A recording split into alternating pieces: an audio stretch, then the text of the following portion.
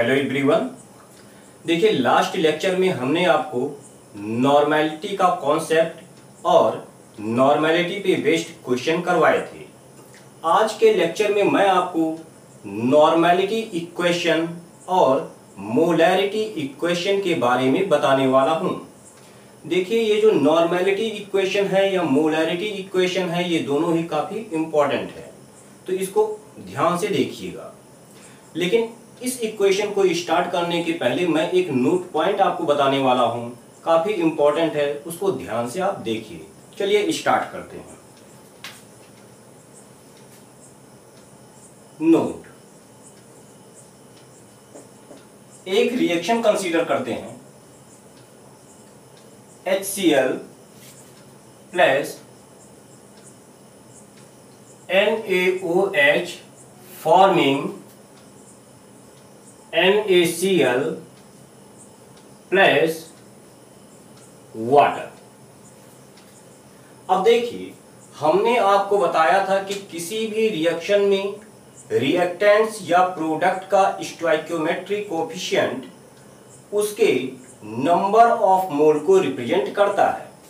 यानी कि यहां पे number of mole of HCl क्या हो जाएगा? 1 हो जाएगा। Number of mole of NaOH क्या होगा? 1 होगा। अगर नंबर ऑफ ग्राम इक्विवेलेंट की बात करें तो number of gram equivalent of HCl क्या होगा? Number of mole of HCl into n factor of HCl। n factor of HCl, number of मोल 1 है, HCl का n फैक्टर क्या होगा? 1 होगा। यानी कि 1 इंटू 1 इक्वल्स टू 1। ठीक ऐसे ही number of gram equivalent of NaOH क्या हो जाएगा? Number of mole of NaOH into n factor of NaOH। Number of mole of NaOH 1 है, n फैक्टर ऑफ NaOH 1 होता है, यानी कि ये भी 1 आ गया। एक दूसरा रिएक्शन मैं लेता हूं। रिएक्शन है आपका H2SO4 plus 2NaOH forming Na2SO4 plus water. यहां पे देखो तो number of mole of H2SO4 क्या है? 1 है। Number of mole of NaOH क्या है? 2 है। Number of gram equivalent of H2SO4 क्या हो जाएगा? Number of mole of H2SO4 1 into n factor of H2SO4। Number of mole of H2SO4 1 है और n फैक्टर इसका 2 होता है, यानी कि 2। ठीक ऐसे ही number of gram equivalent of NaOH क्या हो जाएगा? Number of mole of NaOH into n factor of NaOH। NaOH का नंबर ऑफ मोल 2 है। n फैक्टर का NaOH का n फैक्टर 1 होता है, यानी कि ये भी 2 आ गया। अब इन दोनों रिएक्शन को हम लोग एक साथ देखते हैं। इसकी बात करो तो ये देखिए, ये भी एक कंप्लीट रिएक्शन है और ये भी एक कंप्लीट रिएक्शन है। कंप्लीट रिएक्शन का मतलब क्या होता है कि एक ऐसा रिएक्शन जिसके खत्म होने के बाद आपके सारे के सारे रिएक्टेंट प्रोडक्ट में कन्वर्ट हो जाएं, रिएक्टेंट का कोई भी अमाउंट ना बचे, उसी को आप कंप्लीट रिएक्शन कहते हो। तो ये और ये एक कंप्लीट रिएक्शन है। इसकी बात करें तो इस रिएक्शन में देखिए दोनों रिएक्टेंट का नंबर ऑफ मोल इक्वल है। इस कंप्लीट यानी कि HCl और NaOH के बीच कंप्लीट रिएक्शन होने के लिए दोनों का नंबर ऑफ मोल इक्वल है और नंबर ऑफ ग्राम इक्विवेलेंट भी दोनों का इक्वल है। आप देख रहे हो, यहां देखिए H2SO4 और NaOH के बीच कंप्लीट रिएक्शन होने के लिए आप देख रहे हो कि H2SO4 और NaOH का नंबर ऑफ मोल अलग अलग है, अनइक्वल है, जबकि इन दोनों के बीच कंप्लीट रिएक्शन होने के लिए दोनों का number of gram equivalent equal है। तो इसके बेसिस पे आप एक कंक्लूजन निकाल सकते हो क्या कि किसी भी कंप्लीट रिएक्शन में सारे रिएक्टेंट्स का नंबर ऑफ ग्राम इक्विवेलेंट हमेशा इक्वल होगा, जबकि रिएक्टेंट्स का नंबर ऑफ मोल इक्वल भी हो सकता है और अनइक्वल भी हो सकता है। तो इसको लिख लेते हैं हम लोग। Hence,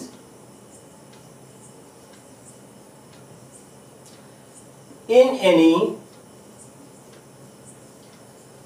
complete reaction,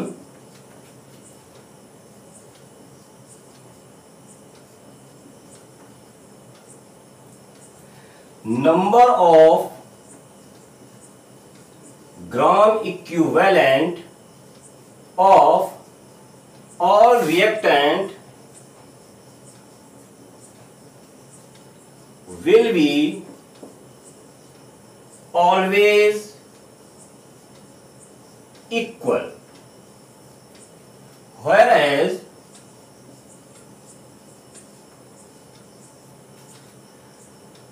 number of mole of reactant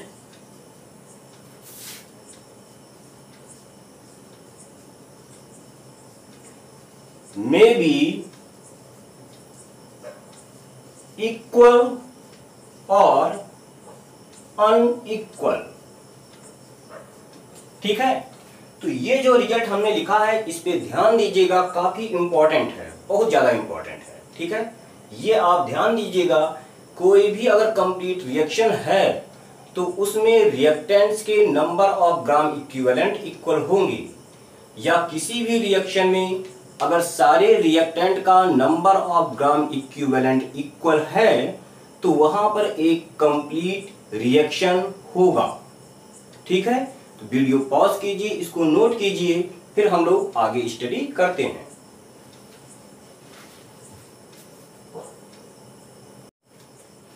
चलिए हम लोग आगे देखते हैं।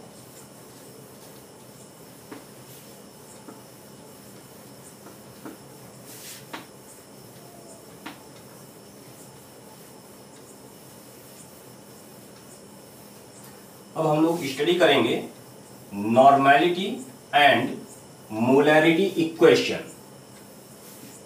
तो इसको आप ध्यान से देखिएगा, काफी इंपॉर्टेंट है, इस पर बेस्ड क्वेश्चन काफी ज्यादा पूछे जाते हैं।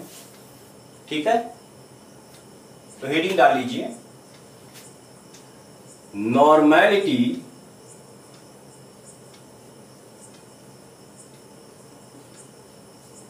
एंड your normality equation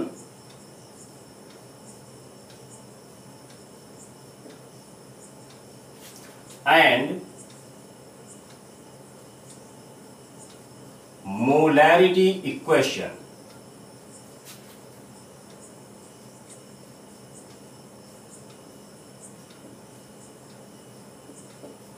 काफी इंपॉर्टेंट है।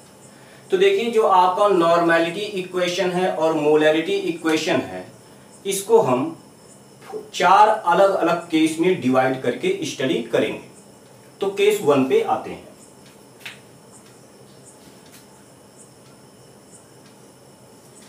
केस 1, if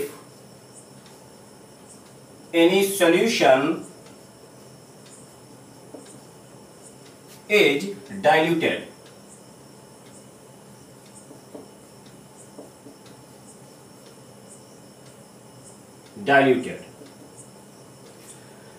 मान लीजिए आपके पास कोई एक सॉल्यूशन है, इसको आपने डाइल्यूट किया,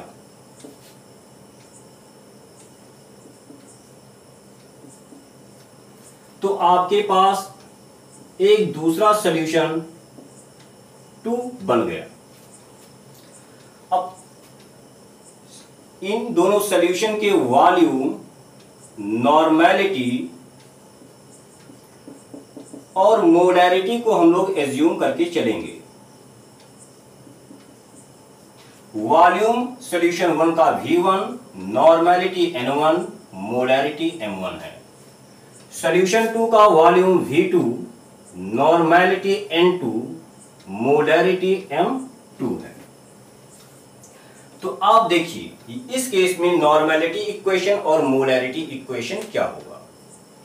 देखिए जब आप सॉल्यूशन 1 को डाइल्यूट करके सॉल्यूशन 2 का फॉर्मेशन करोगे तो इसमें होगा क्या, यानी कि सॉल्यूशन 1 में आप वाटर ऐड करके उसको डाइल्यूट करोगे। वाटर ऐड कर रहे हो इसका मतलब यह है कि आप सॉल्यूशन 1 में सॉल्वेंट को इंक्रीज कर रहे हो, यानी कि सॉल्यूशन 1 में आप सॉल्वेंट को चेंज कर रहे हो। लेकिन इस पूरे डाइल्यूशन प्रोसेस के थ्रू आप सॉल्वेंट को तो चेंज कर रहे हो, लेकिन सॉल्यूट में आप कोई भी चेंज नहीं कर रहे हो। यानी कि जितना सॉल्यूट यहां पे था ठीक उतना ही सॉल्यूट यहां पर होगा। यानी कि सॉल्यूट का जो नंबर ऑफ मोल यहां होगा ठीक वही नंबर ऑफ मोल यहां होगा। सॉल्यूट का जो नंबर ऑफ ग्राम इक्विवेलेंट यहां पर होगा ठीक वही नंबर ऑफ ग्राम इक्विवेलेंट यहां पर होगा। तो इन दोनों केस को हम अप्लाई करते हैं, यानी कि number of mole of solution 1 equals to number of mole of solution 2।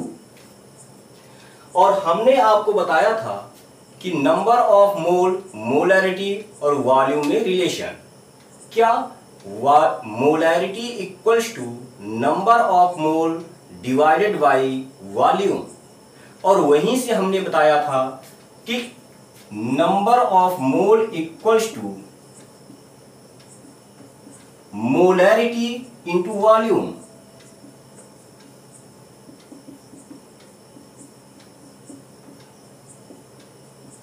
ठीक है, यानी कि सॉल्यूशन 1 का नंबर ऑफ मोल हो जाएगा M1 V1, सॉल्यूशन 2 का M2 V2। यही आपका इस केस के लिए मोलैरिटी इक्वेशन है।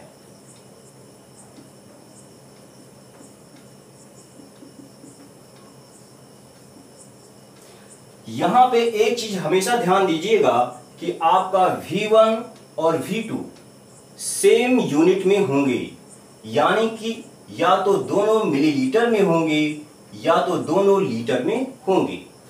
नॉर्मेलिटी इक्वेशन पे आते हैं। Number of gram equivalent of solution 1 equals to number of gram equivalent of solution 2। ये जो नंबर ऑफ ग्राम इक्विवेलेंट की बात की जा रही है किसका है, ये सॉल्यूट का है। Number of gram equivalent of solute.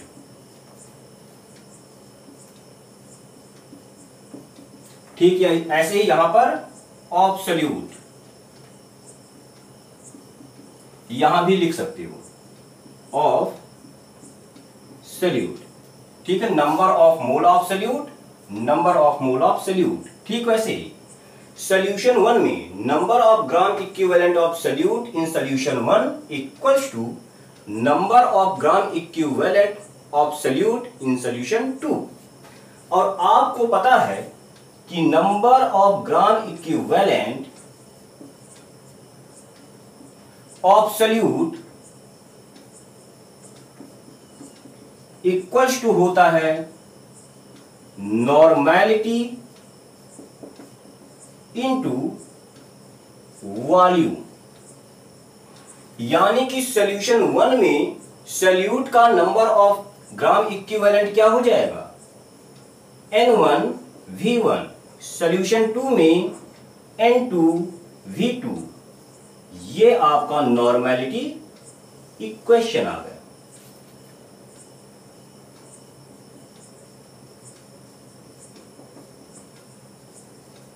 ठीक है, यहां भी आपको ध्यान देना है कि V1 और V2 सेम यूनिट में होंगे।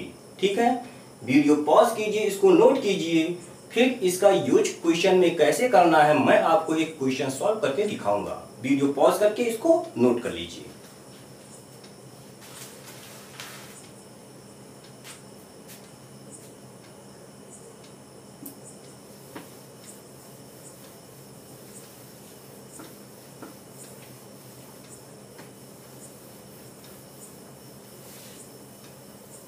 चलिए क्वेश्चन पे आते हैं हम लोग। क्वेश्चन है आपका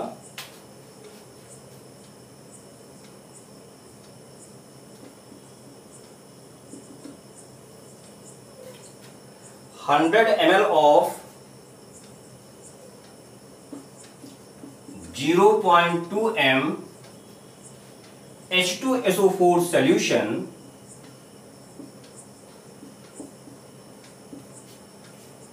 is diluted to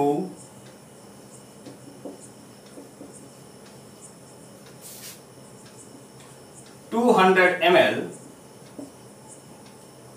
Find normality and molarity of diluted solution। तो आप चाहो तो वीडियो पॉज करके इसको खुद से सॉल्व कर सकते हो। सॉल्यूशन देखो, क्या कहा गया है कि आपके पास H2SO4 का एक सॉल्यूशन है जिसको डाइल्यूट करके एक सॉल्यूशन 2 में कन्वर्ट कर दिया गया है। जो सॉल्यूशन आपको गिवन है उसका वॉल्यूम 100 ml, मोलैरिटी 0.2 है। जो फाइनल सॉल्यूशन बन रहा है उसका वॉल्यूम 200 ml है और मोलैरिटी और नॉर्मेलिटी आपसे पूछी गई है। यानी कि सॉल्यूशन 1 है, किसका है, H2SO4 का सॉल्यूशन है। इसको कन्वर्ट किया गया है सॉल्यूशन 2 में, डाइल्यूटेड H2SO4 सॉल्यूशन। यहां पे वॉल्यूम है 100 ml, मोलैरिटी 0.2, वॉल्यूम यहां पर है 200 ml, मोलैरिटी आपसे पूछी गई है।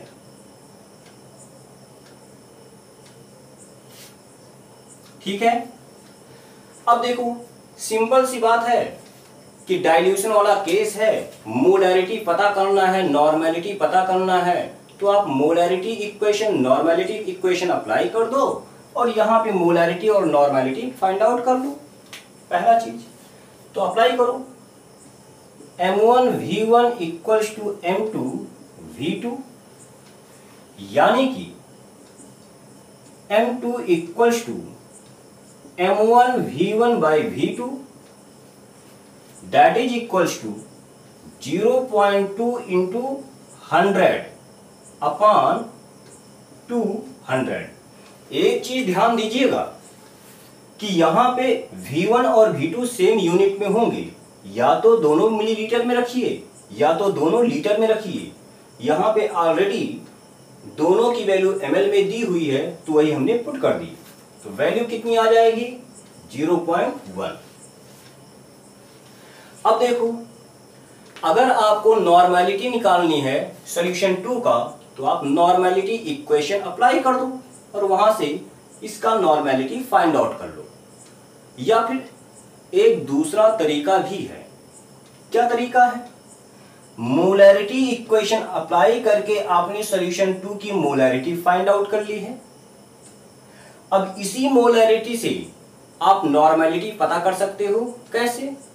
भाई हमने आपको बताया था कि नॉर्मेलिटी और मोलैरिटी में एक रिलेशन होता है। क्या?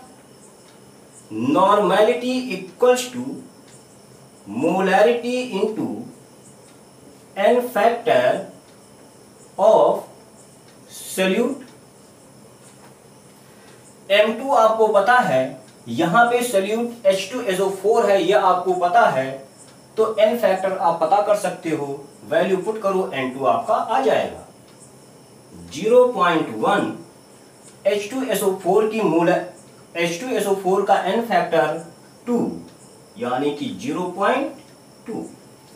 तो यही आपका आंसर हो जाएगा। ठीक है, तो आप वीडियो पॉज करो, इसको नोट कर लो, फिर हम लोग अगले केस पे आएंगे।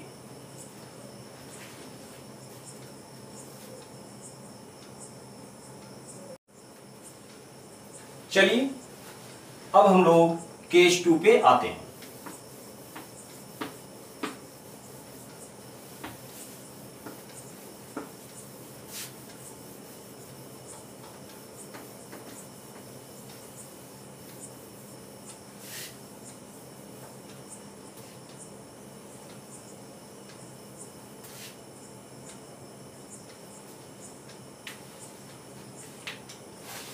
Case 2. If any solution 1 completely react with any solution 2,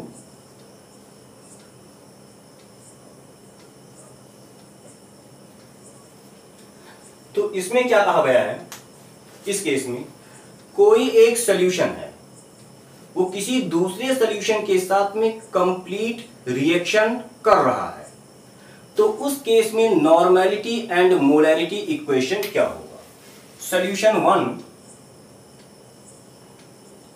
completely react with solution 2। पहले सॉल्यूशन का volume V1, normality N1, molarity M1 है। दूसरे का volume V2, normality N2, molarity M2 है। तो हमने आपको बताया था, इस लेक्चर के शुरुआत में ही हमने आपको बताया था कि जब भी किसी दो सॉल्यूशन के बीच में या दो रिएक्टेंट के बीच में कंप्लीट रिएक्शन होगा, तो उनका number of gram equivalent of solute हमेशा सेम होगा। ये हमने आपको बताया था। तो आप कह सकते हो इस केस में कि number of gram equivalent of solute of solution 1 equals to number of gram equivalent of solute in solution 2। और आपको हमने बताया कि किसी भी सॉल्यूशन में सॉल्यूट का नंबर ऑफ ग्राम इक्विवेलेंट क्या होगा? Normality into volume. यानी कि सॉल्यूशन 1 में सॉल्यूट का नंबर ऑफ ग्राम इक्विवेलेंट हो जाएगा N1 V1 equals to N2 V2। तो इस केस में ये आपका हो गया नॉर्मेलिटी इक्वेशन।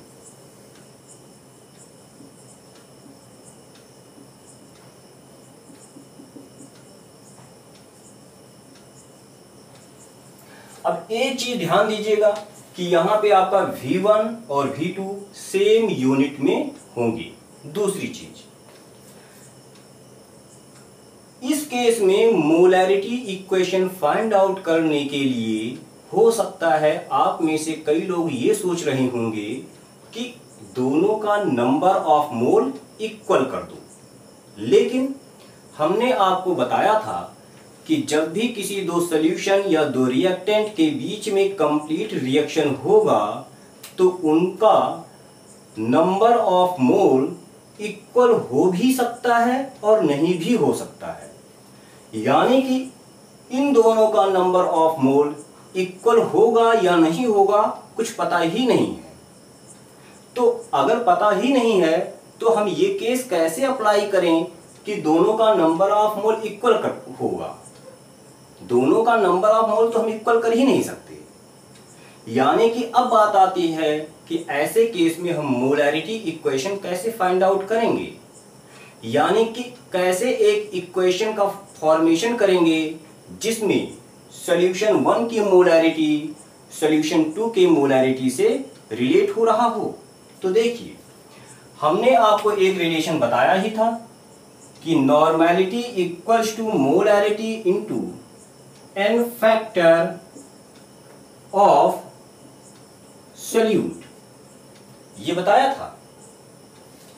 यानी कि n1 और n2 को इस रिलेशन से रिप्लेस कर दीजिए, तो इसको आप लिख सकते हो n factor 1 into m1 v1 equals to n factor 2 into m2 v2। यही आपका मोलैरिटी इक्वेशन हो गया। ठीक है।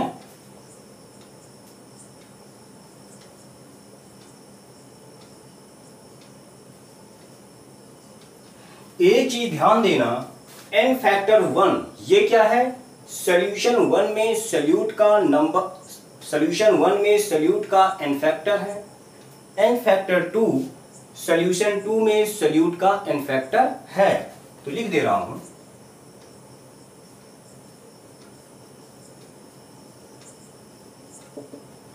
यानी कि n factor of solute in solution 1,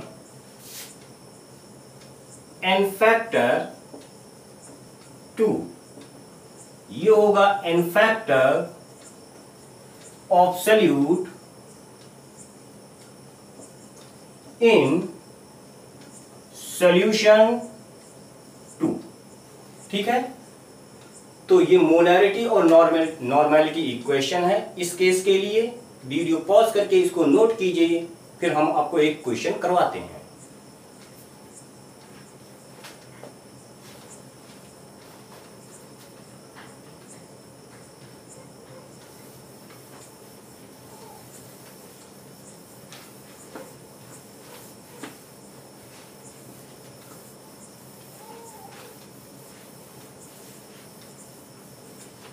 चलिए क्वेश्चन पे आते हैं।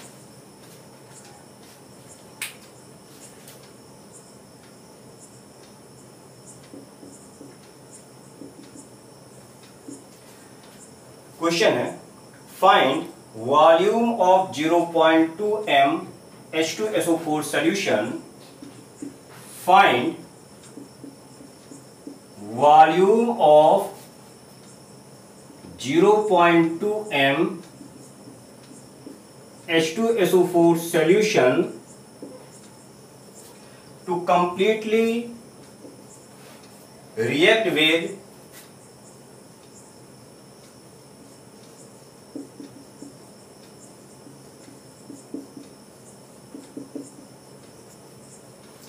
200 200 ml of 0.1 m NaOH। आप चाहो तो वीडियो पॉज करके खुद से ट्राई करो। देखो क्वेश्चन में क्या कहा गया। आपके पास एक H2SO4 का सॉल्यूशन है जिसको NaOH के सॉल्यूशन के साथ में कंप्लीटली रिएक्ट करवाया जा रहा है। H2SO4 सॉल्यूशन की मोलैरिटी 0.2 है, इसका वॉल्यूम पूछा जा रहा है, और NaOH सॉल्यूशन का वॉल्यूम 200 ml है, मोलैरिटी 0.1 है। तो कैसे ये सॉल्व किया जाएगा, आइए दिखाता हूं। आपका H2SO4 सॉल्यूशन कंप्लीटली रिएक्ट कर रहा है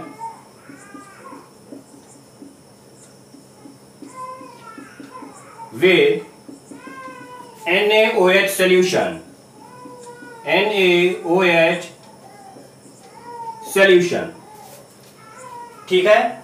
इसका वॉल्यूम आपको गिवन है, आपको वॉल्यूम फाइंड आउट करना है। मोलैरिटी 0.2 है, इसका वॉल्यूम 200 ml है, मोलैरिटी 0.1 है, ठीक है।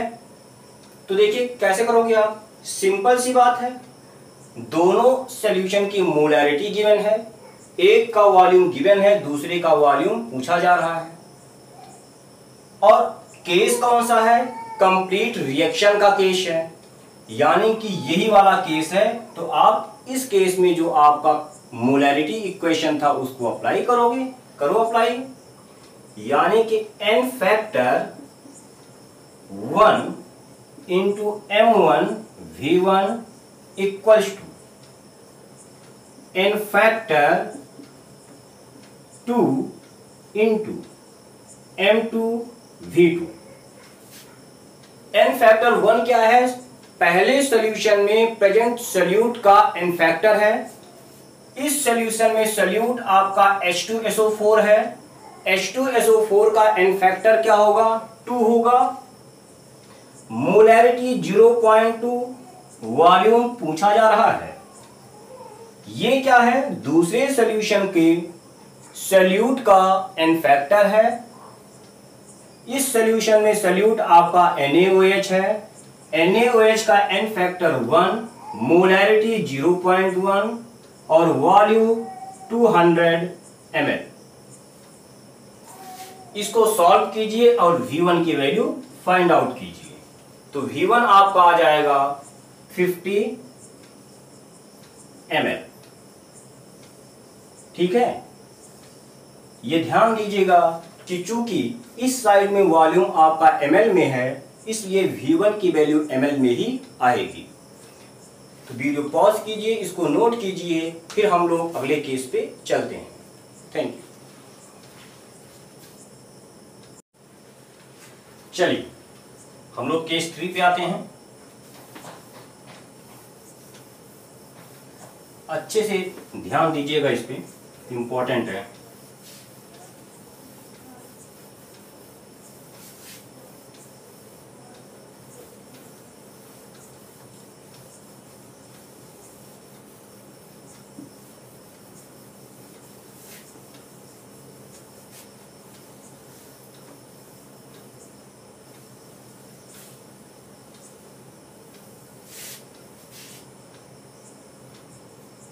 देखिए केस 3 है। इफ 2 non-reacting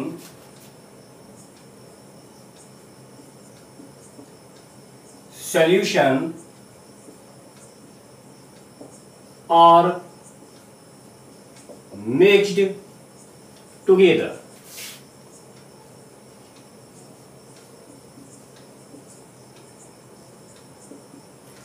तो देखिए इसमें यह है कि अगर आप दो नॉन रिएक्टिंग सॉल्यूशन को मिक्स कर दीजिए, नॉन रिएक्टिंग सॉल्यूशन यानी कि दो सॉल्यूशन ऐसा मिक्स कीजिए जिनके बीच कोई भी रिएक्शन होने की पॉसिबिलिटी नहीं हो, दोनों एसिड हो, दोनों बेस हो, दोनों सॉल्ट हो, तो उस केस में कोई भी रिएक्शन नहीं होगा। यानी कि कोई भी दो ऐसा सॉल्यूशन जिनके बीच में कोई भी रिएक्शन ना हो, अगर आप उनको मिक्स कर दो तो इस केस में आपका नॉर्मेलिटी इक्वेशन और मोलैरिटी इक्वेशन क्या होगा, आइए देखते हैं। सॉल्यूशन 1, इसको मिक्स किया आपने सॉल्यूशन 2 के साथ में और बन गया सॉल्यूशन 3। फिर से एज्यूम करते हैं तीनों का वॉल्यूम, नॉर्मेलिटी और मोलैरिटी। इसका है V1 N1 M1, V2 N2 M2, V3 N3 M3। अब देखिए, अगर मैं पूछूं कि इस केस में सॉल्यूशन 3 में प्रेजेंट सॉल्यूट का नंबर ऑफ मोल क्या होगा, या फिर सॉल्यूशन 3 में प्रेजेंट सॉल्यूट का नंबर ऑफ ग्राम इक्विवेलेंट क्या होगा, तो ऑब्वियस सी बात है, सॉल्यूशन 1 सॉल्यूशन 2 को आपने मिक्स किया, सॉल्यूशन 3 बन गया। और सॉल्यूशन 1 सॉल्यूशन 2 के बीच में कोई रिएक्शन नहीं हो रहा है, यानी कि सॉल्यूशन 1 का सॉल्यूट और सॉल्यूशन 2 का solute as it is solution 3 में प्रेजेंट है।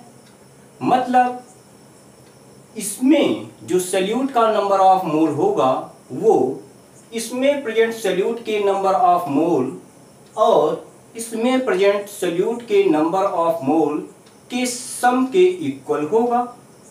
यानी कि आप कह सकते हो कि number of mole of solute in solution 3 equals to number of mole of solute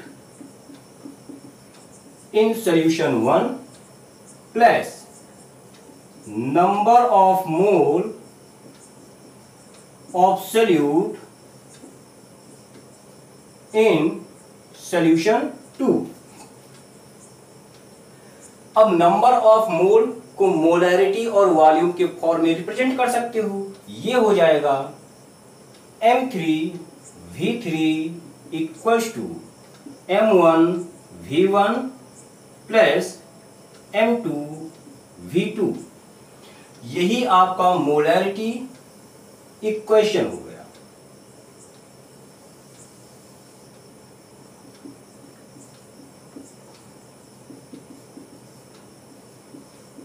यहां भी आप हमेशा ध्यान देना कि आपका V1, V2 और V3 सेम यूनिट में होंगे, ठीक है। ठीक ऐसे ही आप कह सकते हो कि number of gram equivalent of solute in solution 3 equals to number of gram equivalent of solute in solution 1 plus number of gram equivalent of solute in solution 2, ये आप बोल सकते हो। और इतना बराबर क्या हो जाएगा, नॉर्मेलिटी इंटू वॉल्यूम, यानी कि N3V3 equals to N1V1 plus N2V2। ये आपका नॉर्मेलिटी इक्वेशन आ गया।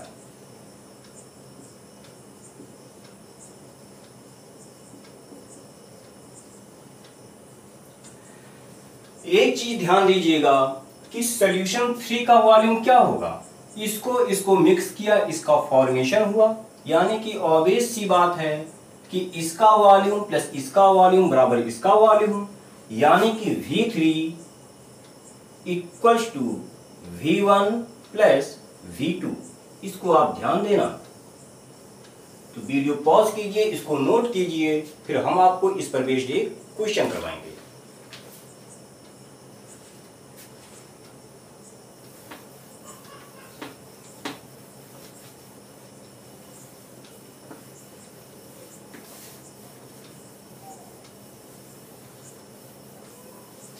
चलिए क्वेश्चन पे आते हैं हम लोग।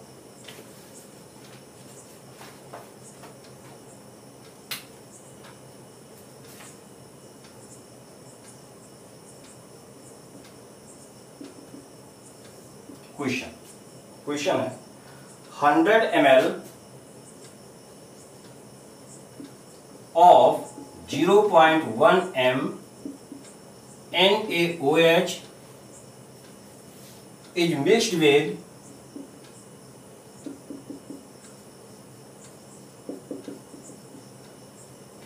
200 ml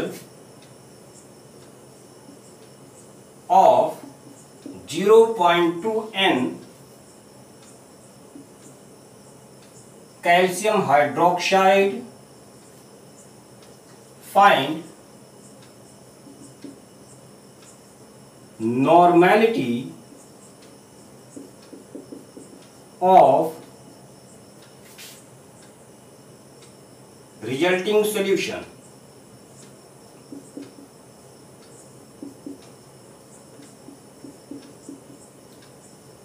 ठीक है, क्या कहा गया है कि आपके पास एक NaOH का सॉल्यूशन है, इसको आपने मिक्स किया कैल्शियम हाइड्रोक्साइड सॉल्यूशन के साथ में, और आपके पास रिजल्टेंट सॉल्यूशन बन गया। तो इस सॉल्यूशन का रिजल्टेंट सॉल्यूशन का आपको नॉर्मेलिटी फाइंड आउट करना है। गिवन है इसका वॉल्यूम 100 ml है, मोलैरिटी 0.1 है, इसका वॉल्यूम 200 ml है, नॉर्मेलिटी 0.2 है। इसकी नॉर्मेलिटी आपको पता करनी है।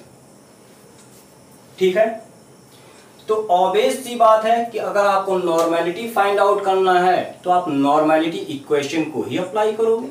अप्लाई कर दो, क्या होगा कि N3V3 equals to N1V1 plus N2V2। ठीक है, यहां पे देखिए आपको N2V2 ये दोनों पता है, V1 पता है। अब आपको N3 पता करने के लिए V3 और N1 की वैल्यू पता होनी चाहिए।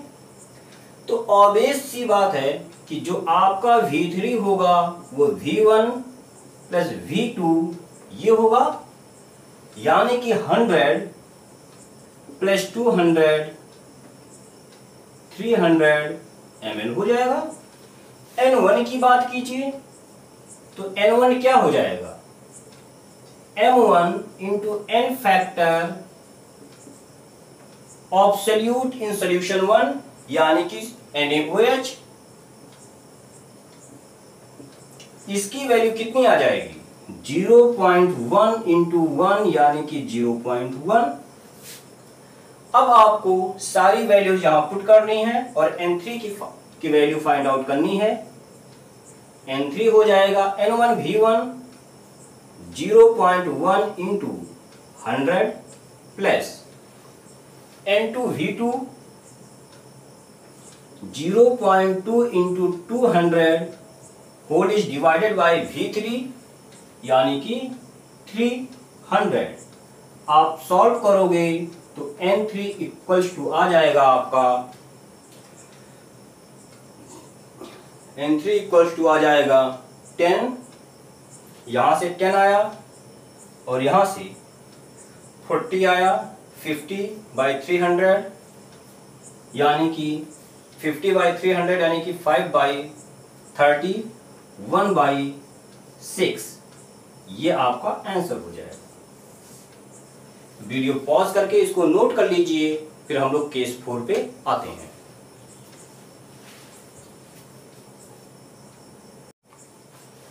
चलिए अब हम लोग केस 4 पे आते हैं।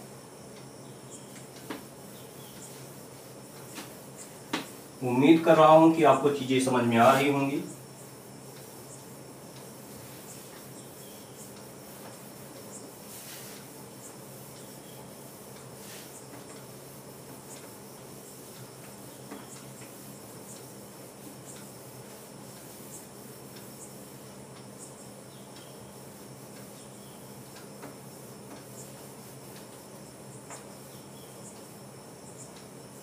देखिए, इसमें हम एसिड बेस रिएक्शन की बात करेंगे। If any acid react with any base, तो देखिए, जब भी एसिड और बेस रिएक्शन की बात करें तो वहां पे दो पॉसिबिलिटीज हैं। कौन कौन सी? पहली पॉसिबिलिटी यह है कि एसिड और बेस के बीच में कंप्लीट रिएक्शन हो। दूसरी पॉसिबिलिटी यह है कि एसिड और बेस के बीच में इनकम्प्लीट रिएक्शन हो। अगर एसिड और बेस के बीच में कंप्लीट रिएक्शन हो रहा है तो उस केस में हम क्वेश्चन को ठीक वैसे ही प्रोसीड करेंगे जैसे कि हमने आपको केस 2 में एक्सप्लेन किया था। लेकिन अगर एसिड और बेस के बीच इनकम्प्लीट रिएक्शन हो रहा है उस केस में हम क्वेश्चन को थोड़ा अलग तरीके से डील करेंगे। तो यही मैं इसमें बताने वाला हूं। तो आइए देखते हैं। मान लो आपका सॉल्यूशन 1 है, ये कोई एसिड है, ये रिएक्ट कर रहा है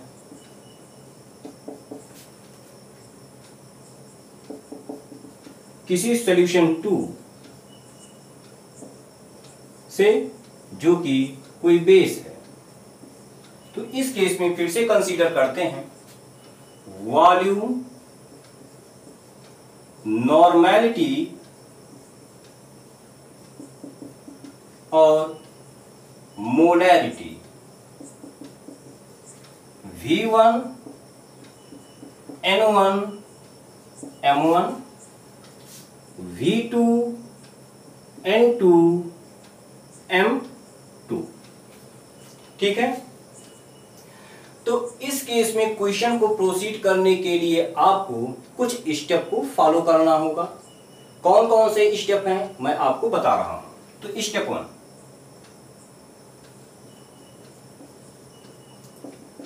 find number of gram equivalent of acid and base. सबसे पहले आप एसिड और बेस का नंबर ऑफ ग्राम इक्विवेलेंट पता करोगे। तो जाहिर सी बात है कि number of gram equivalent of acid क्या होगा? नॉर्मेलिटी इंटू वॉल्यूम यानी कि N1 V1 और number of gram equivalent of base, ये क्या हो जाएगा? N2 V2। Step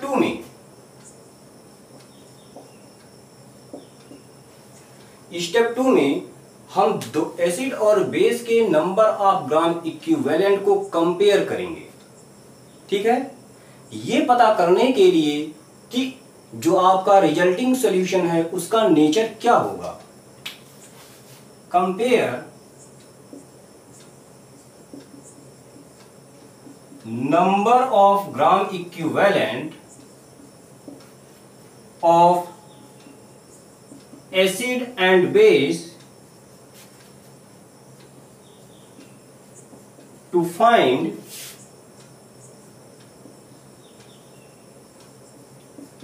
nature of resulting solution.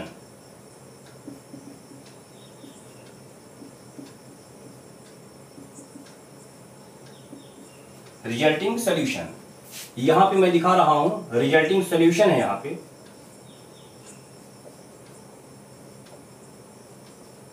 और इसका volume V3, normality N3, molarity M3।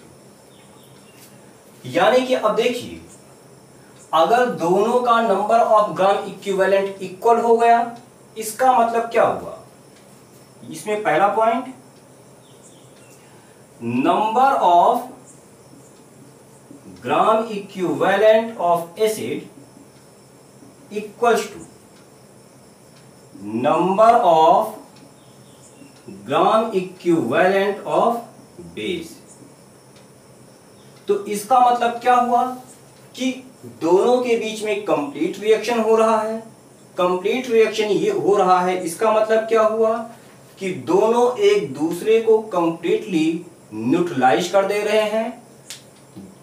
Acid और बेस एक दूसरे के इफेक्ट को खत्म कर दे रहे हैं। यानी कि रिजल्टिंग सॉल्यूशन में ना तो एसिडिक नेचर होगा ना ही बेसिक नेचर होगा, आपका रिजल्टिंग सॉल्यूशन न्यूट्रल नेचर का होगा। तो resulting solution will be neutral.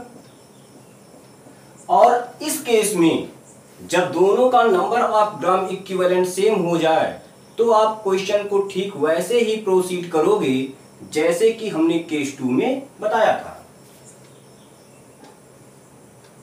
In this condition proceed the question as explained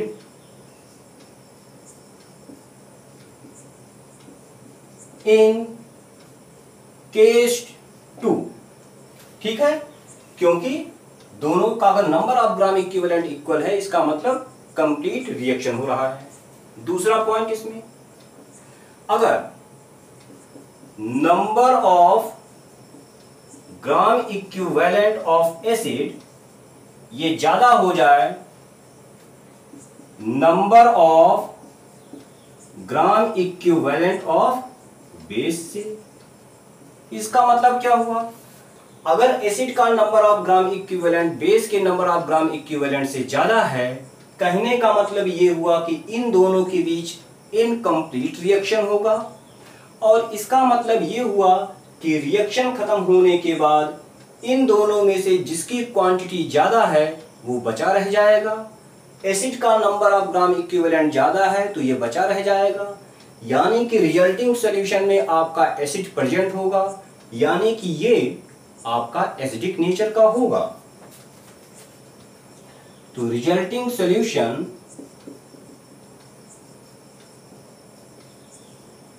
is acidic. तीसरे पॉइंट की बात करते हैं, अगर आपका number of gram equivalent of acid ये कम हो जाए number of gram equivalent of base से, तो क्या होगा, इस बार रिजल्टिंग सॉल्यूशन में बेस बचा रह जाएगा, यानी कि रिजल्टिंग सॉल्यूशन बेसिक नेचर का होगा। तो रिजल्टिंग सॉल्यूशन इज बेसिक। अब देखिए, अगर पहला कंडीशन आता है तो उस केस में क्वेश्चन को ऐसे ही प्रोसीड करेंगे जैसे हम केस 2 में करते थे। लेकिन दूसरे और तीसरे कंडीशन की बात करते हैं। इस केस में हम कैसे फाइंड आउट करेंगे नॉर्मेलिटी। तो स्टेप 3 में हम लोग नॉर्मेलिटी फाइंड आउट करेंगे रिजल्टिंग सॉल्यूशन का। तो नॉर्मेलिटी क्या हो जाएगा, number of gram equivalent of acid difference number of gram equivalent of base divided by V3, जहां पे V3 बराबर होगा V1 प्लस V2 के। देखो चाहे दूसरा कंडीशन आए या तीसरा कंडीशन आए, यानी कि इन दोनों के बीच में अगर इनकम्प्लीट रिएक्शन होगा तो आपके रिजल्टिंग सॉल्यूशन की नॉर्मेलिटी हो जाएगी एसिड और बेस के नंबर ऑफ ग्राम इक्विवेलेंट के बीच में जो डिफरेंस होगा अपॉन V3। ये क्या है, डिफरेंस का साइन है। डिफरेंस का मतलब क्या हुआ, इसका मतलब सब्ट्रैक्शन नहीं होता। मान लो आपके पास 1 डिफरेंस 2 या 2 डिफरेंस 1, तो इन दोनों का मतलब यही हुआ कि 1 और 2 के बीच का डिफरेंस 1 है या 2 और 1 के बीच का डिफरेंस 1 है। इन दोनों का मतलब यही हुआ। लेकिन अगर सब्ट्रैक्शन की बात आती तो अगर सब्ट्रैक्शन होता मतलब 1 माइनस 2 ये -1 आता, 2 माइनस 1 ये 1 आता। बात समझ में आई। डिफरेंस और सब्ट्रैक्शन में ये अंतर है, ये जान लेना, आप ध्यान देना। अब देखिए स्टेप 4 में हम लोग मोलैरिटी पता करेंगे। तो मोलैरिटी इस बात पे डिपेंड करेगी कि आपका रिजल्टिंग सॉल्यूशन एसिड है या बेस है। तो M3 बराबर हो जाएगा N3 divided by N factor of acid. कब होगा, ये तब होगा जब आपका रिजल्टिंग सॉल्यूशन एसिडिक नेचर का होगा। If resulting solution is acidic और M3 बराबर होगा N3 upon N factor of base. ये तब होगा जब आपका रिजल्टिंग सॉल्यूशन बेसिक नेचर का होगा। Resulting solution is basic. ठीक है, तो ये स्टेप अगर आपको याद है तो ये क्वेश्चन बड़ी आसानी से आप सॉल्व कर पाओगे। देखिए आपको देखने में लग रहा होगा कि काफी लंबा चौड़ा है, जबकि इतना लंबा है नहीं, बहुत छोटा सा है। अगर आपने एक बार समझ लिया तो इसको अप्लाई करने में थोड़ा सा ही टाइम जाएगा, आप देख के ही क्वेश्चन को सॉल्व कर दोगे। ठीक है, लेकिन आपको कॉन्सेप्ट तो पता होना चाहिए। तो वीडियो पॉज कीजिए, इसको नोट कीजिए, फिर हम लोग क्वेश्चन पे आते हैं।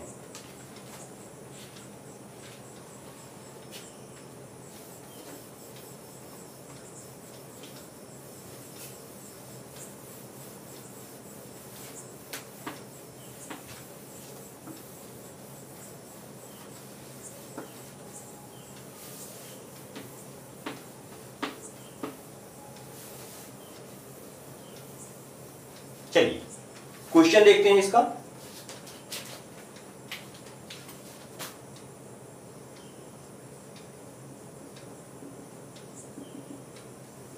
क्वेश्चन है 100 ml, सॉरी हाँ ठीक है, 100 ml of 0.1 m HCl mixed with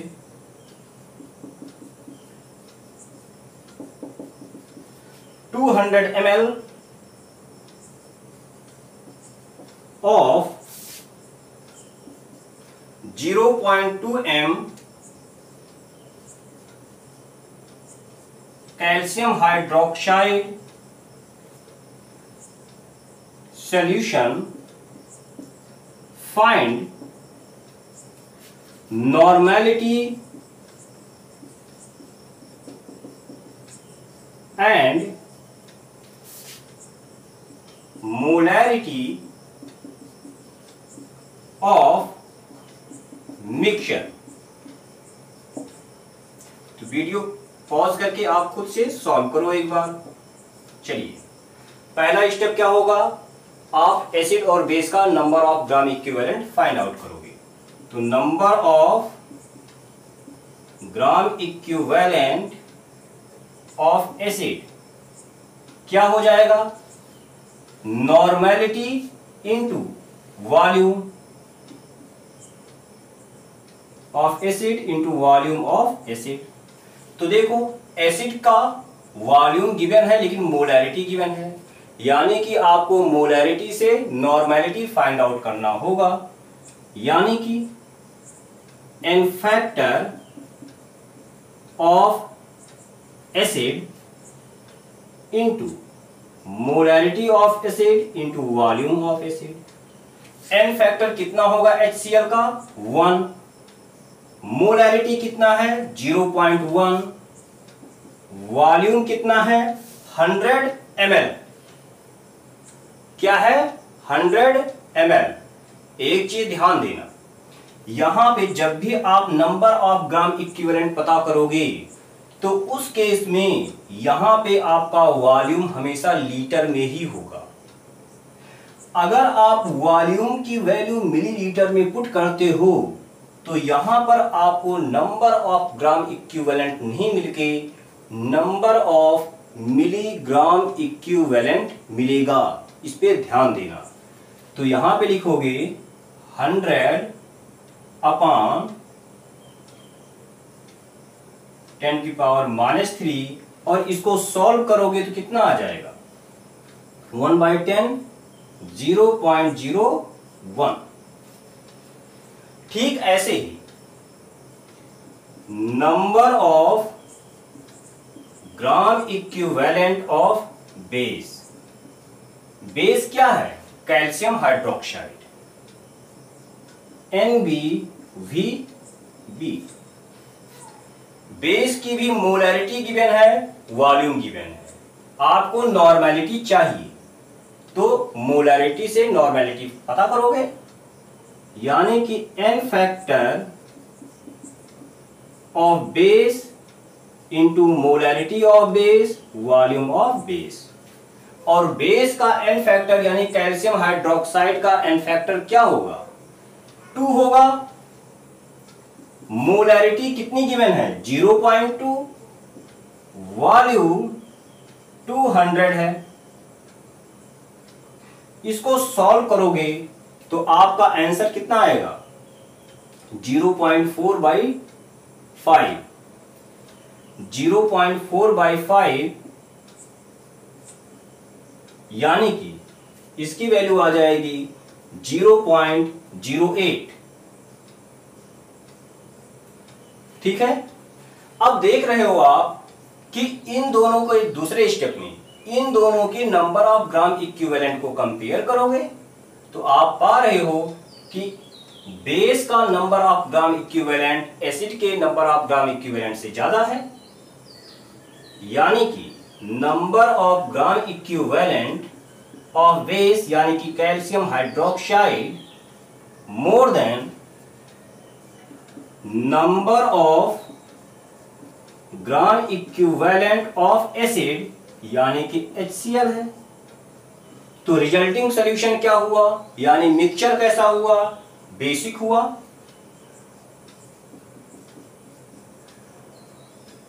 is basic in nature.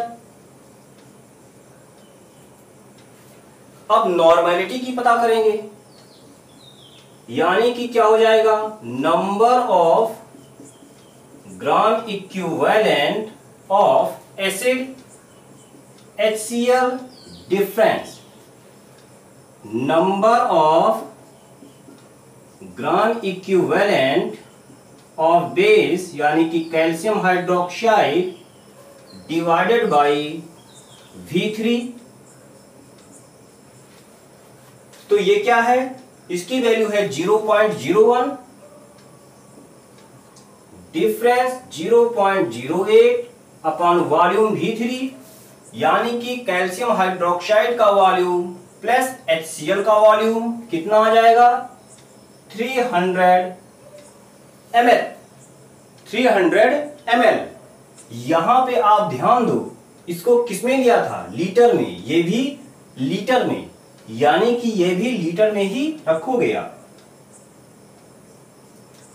10 की पावर -3, इसको सॉल्व करोगे तो N3 की वैल्यू आ जाएगी, कितनी आएगी, उन दोनों का डिफरेंस 0.07 आ गया, इंटू 1000 अपॉन 300, यानी कि इसकी वैल्यू कितनी आ जाएगी 0.7/3।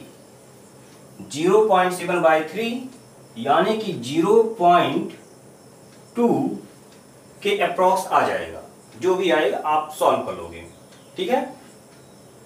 मोलैरिटी की बात करते हैं तो M3 equals to N3 upon N factor, किसका N फैक्टर, इस बात पे डिपेंड करेगा कि मिक्सचर का नेचर कैसा है, कैसा नेचर है मिक्सचर का, बेसिक, यानी कि N फैक्टर ऑफ बेस यानी कि कैल्शियम हाइड्रोक्साइड, यानी कि N3 है 0.2 और कैल्शियम हाइड्रोक्साइड का N फैक्टर 2 यानी कि 0.1। ये आपका आंसर हो गया, ठीक है। तो वीडियो पॉज करके इसको नोट कर लीजिए और मैं उम्मीद करता हूं कि आज का लेक्चर आपको समझ में आया होगा, ठीक है। हालांकि नॉर्मेलिटी इक्वेशन और मोलैरिटी इक्वेशन पर बेस्ड अभी हमने नंबर ऑफ क्वेश्चन बहुत ही कम करवाए हैं, हर केस पे बेस्ड केवल एक ही क्वेश्चन करवाया है, अभी इस पर बेस्ड और भी क्वेश्चन करवाने की नीड है। तो अगले लेक्चर में मैं इसी टॉपिक पर बेस्ड और भी डिफरेंट टाइप के क्वेश्चन आपको करवाऊंगा। उस लेक्चर को मिस मत कीजिएगा, जरूर कीजिएगा, ठीक है। Thank you.